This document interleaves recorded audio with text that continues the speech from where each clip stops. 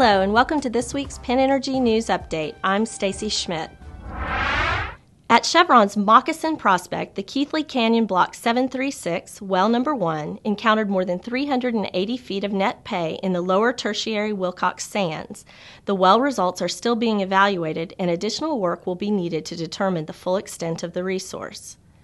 For BP, drilling of a successful appraisal well by BHP Billiton in a previously untested northern segment of the Mad Dog Field revealed a significant resource extension. Pending confirmation through future appraisal drilling, the total hydrocarbons initially in place in the Mad Dog Field complex are now estimated to be up to 4 billion barrels of oil equivalent. Both the Moccasin and Mad Dog fields were in production prior to the deepwater drilling moratorium imposed in June of 2010 and recommend drilling this year after successfully obtaining revised permits. Representatives from Chevron and BP each shared comments in their announcements underscoring that such finds serve to underscore the continued importance of exploration and production in the deepwater Gulf of Mexico. Hess will pay Consul $59 million at closing, which is expected in October of 2011, and $534 million in the form of a 50% drilling carry of certain Consul working interest obligations over a 5-year period. The Joint Exploration and Development Plan calls for Hess to operate approximately 80,000 acres in Jefferson, Harrison, Guernsey, and Belmont counties, while Consul will operate approximately 120,000 acres elsewhere in eastern Ohio, including Portage, Tuscarawas, Mahoning, and Noble counties. Appraisal drilling is expected to begin in the fourth quarter. Sunoco has announced it's exiting the downstream refining business and has begun the process of selling its oil refineries in Philadelphia and Marcus Hook, Pennsylvania.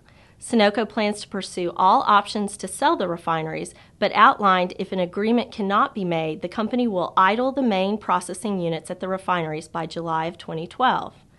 In March of 2011, Sunoco completed the $400 million sale of its refinery in Toledo, Ohio.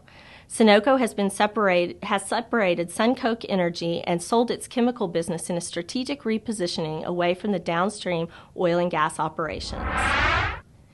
Encana USA, a subsidiary of Encana Corporation, has agreed to sell a portion of its Patience natural gas midstream assets in Colorado to a private midstream company for approximately $590 million.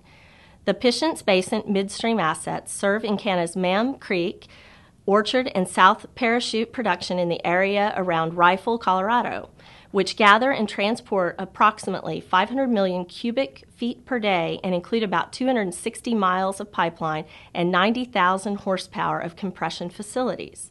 Following Encana's Fort Lupton gas plant divestiture earlier this year, the sale of the Patience Basin midstream assets will bring the company's net divestitures to about $600 million for 2011.